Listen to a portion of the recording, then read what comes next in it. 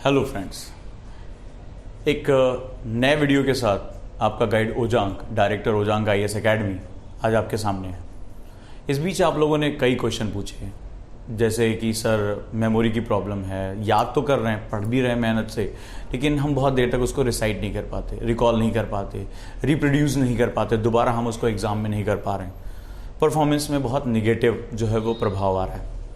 तो चलिए दोस्तों, आज आपकी इस समस्या का समाधान मैं आपको देता हूँ, सॉल्यूशन देता हूँ। एक्चुअली हमको मेमोरी समझना पड़ेगा। जैसा पहले भी मैंने बताया था कि मेमोरी जो है वो एसोसिएशन और इमेजिनेशन, इन दोनों का जो है वो मिला जरूर रूप होता है। जो हमारा इमेजिनेशन का पार्ट होता है वो बहुत पावरफुल होता है, राइट, बहुत पावरफुल, क्योंकि हमारा दिमाग जो है वो केवल और केवल पिक्चर्स के फॉर्म में चीज़ों को समझता है। एग्जाम्पल देखना चाहेंगे? मैंने कहा 7, राइट, क्या है आपके दिमाग में? 7 आ गया जो आपने देखा। अगर कोई हिंदी विश्वविद्यालय में पढ़कर आया है संस्कृत में तो उसको 7 दूसरी तरह से दिखाई पड़ेगा। अगर वो रोमन में आया है तो उसको 7 दूसरी तरह से दिखाई पड़ेगा। इसका मतलब है कि हम सिर्फ पिक्चर्स की फॉर्म में इन चीज़ों को समझते हैं। यानी हमारा इमेजिनेशन जितना अच्छा होगा, हम इमेजिनेशन प्रैक्टिसेस जितनी अच्छी करेंगे, जो हमारा ब्रेन का कॉर्टेक्स हिस्सा होता है वो बहुत ज़्यादा एक्टिव होता है। दुनिया में अल्बर्ट आइंस्टाइन, उनको जो है वो दुनिया के सबसे बड़े वैज्ञानिक का तमगा मिला हुआ, सबसे बड़े भौतिक वैज्ञानिक। और इनके दिमाग की सबसे खास बात यह थी कि ये जटिल से जटिल जो इनकी अवधारणाएं हैं, जो इन्होंने थ्योरीज निकाली, वो उन्होंने अपनी इमेजिनेशन में निकाली। मानव इतिहास, आज मानव का पूरा जो है क्लान, वो इसको आज भी प्रूव करने की कोशिश कर रहा है। और इनकी इसी उपलब्धियों के कारण इनके दिमाग को जो है वो प्रिजर्व करके रखा गया ताकि इसकी खोज हो सके कि इनके दिमाग में इतनी इमेजिनेशन आती कहाँ से थी। यही अल्बर्ट आइंस्टाइन, इन्होंने एक बहुत फेमस लाइन कही है कि कल्पना ज्ञान से अधिक शक्तिशाली है। इसका मतलब है imagination is very powerful then knowledge. तो दोस्तों, इमेजिनेशन का होना हमारी स्मार्ट स्टडीज का एक बहुत इंपॉर्टेंट शर्त है।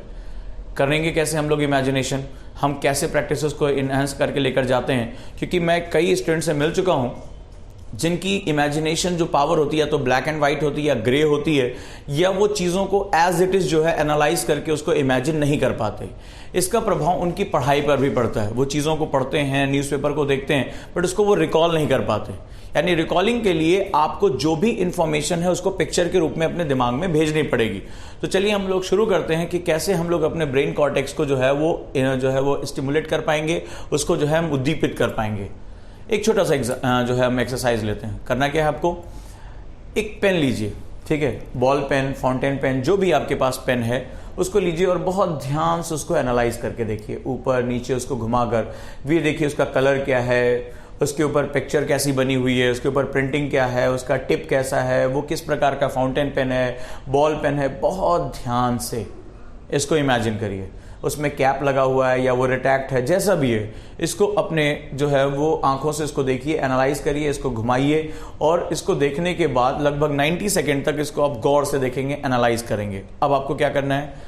आंखें बंद करनी है और अपने मन की आंख से इस पेन को बहुत ध्यान से देखना है। इसका कलर क्या है, ऑफ कोर्स, इसका शेप क्या है, ट्रायंगुलर है, रेक्टेंगुलर है, सर्कुलर है, ये किस प्रकार का, इसमें कौन सा हिस्सा रबर का बना है, कौन सा प्लास्टिक का है, इसकी टिप कैसी है, ये कैसा दिखता है, इसके ऊपर प्रिंटिंग क्या है, उस पर वर्ड्स कौन से यूज़ किए गए हैं, ये सब कुछ जो है वो आप बहुत बारीकी से ऐसा स्कैन करते हुए 3D के रूप में इसको देखेंगे, जैसे आपके दिमाग में ये घूमता हुआ आपको दिखाई पड़ रहा है, राइट, बहुत बारीकी से। अगर आप इसको मैक्सिमम से मैक्सिमम इमेजिन कर ले जाते हैं तो इसका मतलब है आपका जो ब्रेन है वो इमेजेस को रिसेप्ट कर रहा है, उसको एब्जॉर्ब कर रहा है। और अगर नहीं कर पा रहे हैं तो इसका मतलब है कि आपकी एनालिटिकल पावर, आपकी किसी भी चीज पर फोकस करने की क्षमता जो है वो काफी कम है, राइट। अब आपको करना क्या है? इसको इमेजिनेशन करने के बाद, इसको समझने के बाद आपको महसूस करना है कि आपने उसको अपने हाथों से पकड़ा हुआ है।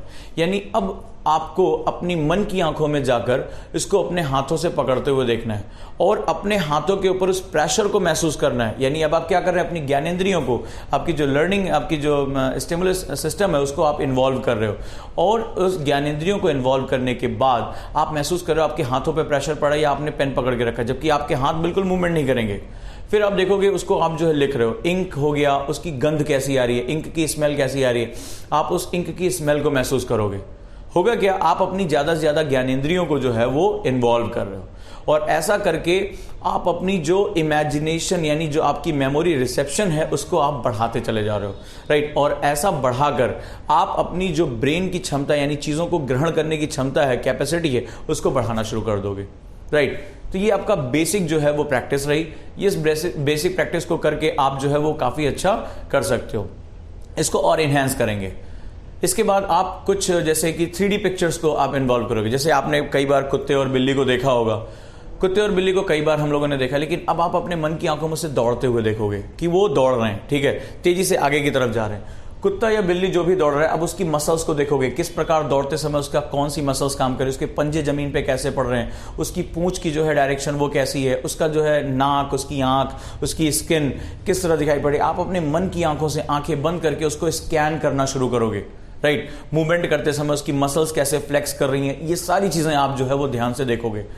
और यहां मैंने देखा है कि जिन स्टूडेंट्स को मैंने ये प्रैक्टिस कराई है उसमें से 70-80% ऐसे थे स्टूडेंट जिन्होंने इतनी बार इस जानवर को देखा है लेकिन वो उसको एनालाइज नहीं कर पा रहे थे। ये बता रहा है कि जो हमारा मेमोरी सिस्टम है वो काफी वीक है, जो हमारी जो इंफॉर्मेशन रिसेप्शन की जो तरीका है, जो मेथड्स हैं, वो काफी वीक है। तो ऐसा करके आप एनालाइज करोगे। अब इसको आप क्या करोगे, 3D रोटेट कराओगे। अभी कुत्ता इस डायरेक्शन में दौड़ रहा है, इसको आप रोटेट कराओगे, आपके सामने दूसरी डायरेक्शन में जा रहा है, आप उसको अपनी मन की आंखों में रोटेट होते हुए देखोगे और कोशिश करोगे कि कलर पिक्चर्स में उसको हम देख सकें। जितना बारीकी से उसको देखोगे आप धीरे धीरे इसमें इन्वॉल्व होते चले जा रहे हो, आपका ध्यान जो है उसके अंदर आता जा रहा है, आप स्ट्रगल कर रहे हो उसके साथ। लेकिन ये स्ट्रगल जितना ज्यादा हो रहा है, जैसे जैसे आप ईज करते जा रहे हो, आप कलर में देख रहे हो, आपकी मेमोरी, आपको शायद पता नहीं चल रहा है लेकिन आपकी मेमोरी इन्हांस कर रही है, एक्सपेंड कर रही है, आप ज्यादा से ज्यादा पिक्चर को ग्रहण करने लायक बन रहे हो। और ऐसा करके एक दिन वो भी आएगा जब आपकी मेमोरी फोटोग्राफिक मेमोरी में कन्वर्ट होना शुरू हो जाएगी। क्या होती है फोटोग्राफिक मेमोरी? चलिए, कहानियां सुना होगा आपने कि विवेकानंद एक बार जिस किताब को पलट लेते थे वो उन्हें हुबहू याद हो जाती थी। या महान वैज्ञानिक टेस्ला के बारे में सुना होगा।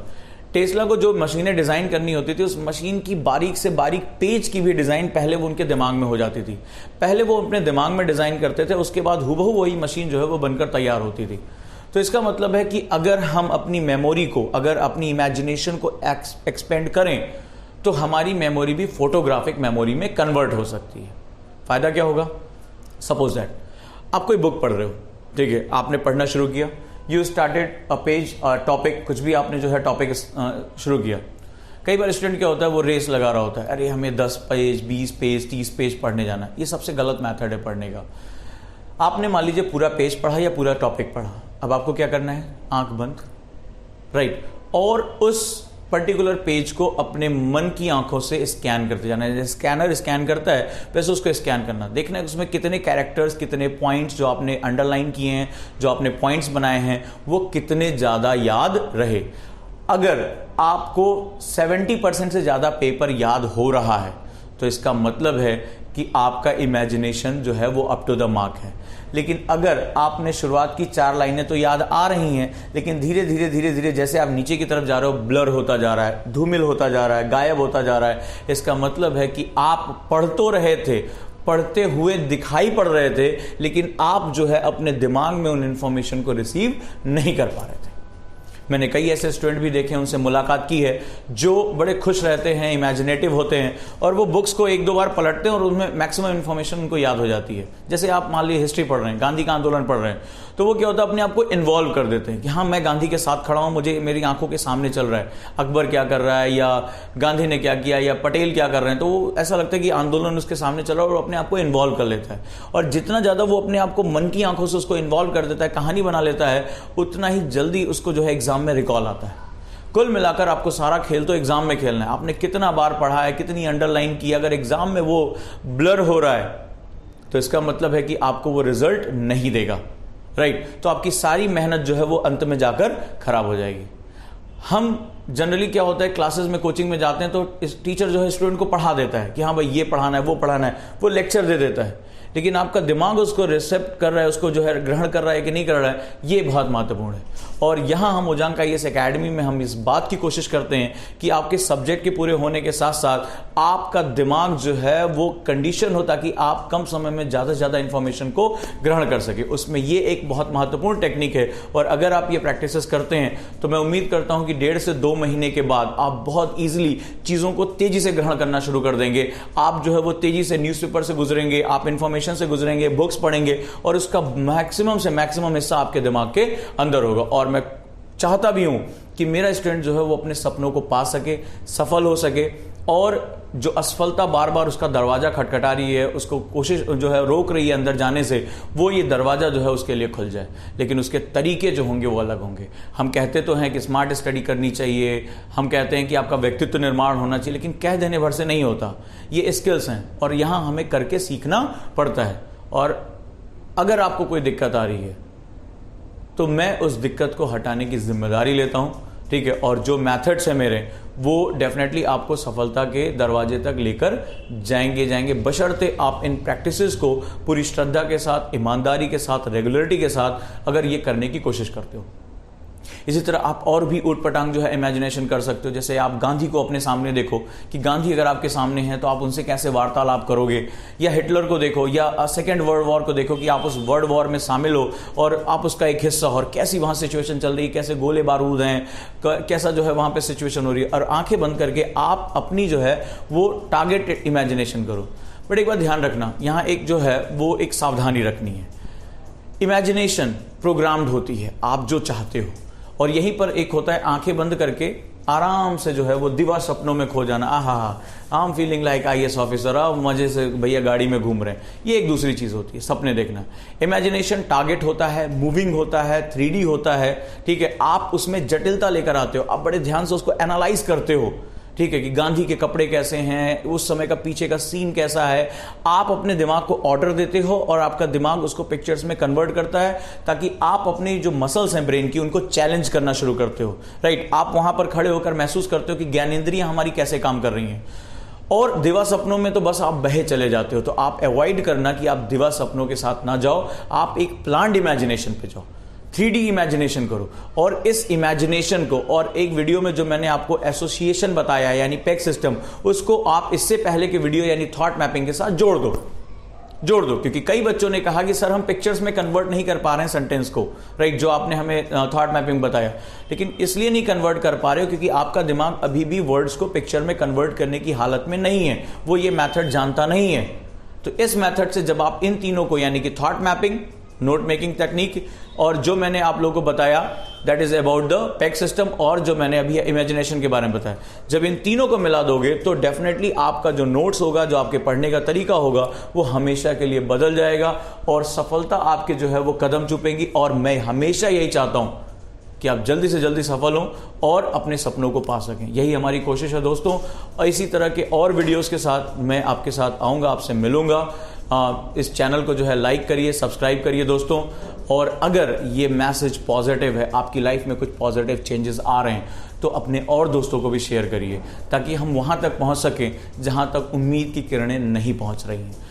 अपने अंदर विश्वास रखिए, इन प्रैक्टिसेस को करिए। ये कोई जादू नहीं है कि सुन लेंगे और आप एक महान, एक सुपर स्टूडेंट में कन्वर्ट हो पाएंगे। जो भी आगे बढ़ते हैं वो मेहनत करते हुए आगे बढ़ते हैं, वो प्रैक्टिसेस करते हुए आगे बढ़ते हैं। तो दोस्तों हम भी जो है आगे जाएंगे और मैं इस बात की आपको गारंटी देता हूं कि अगर इन प्रैक्टिसेस को आप लेकर आएंगे, स्मार्ट मेथड्स को लेकर आएंगे, तो सफलता आपके कदम चूमेगी। और मैं अपने हर स्टूडेंट को सफल होते हुए देखना चाहता हूं जिंदगी के किसी भी हिस्से में। ठीक है दोस्तों, फिर मिलते हैं अगले वीडियो में। आपका गाइड ओजांग आपसे विदा लेता है। Thank you.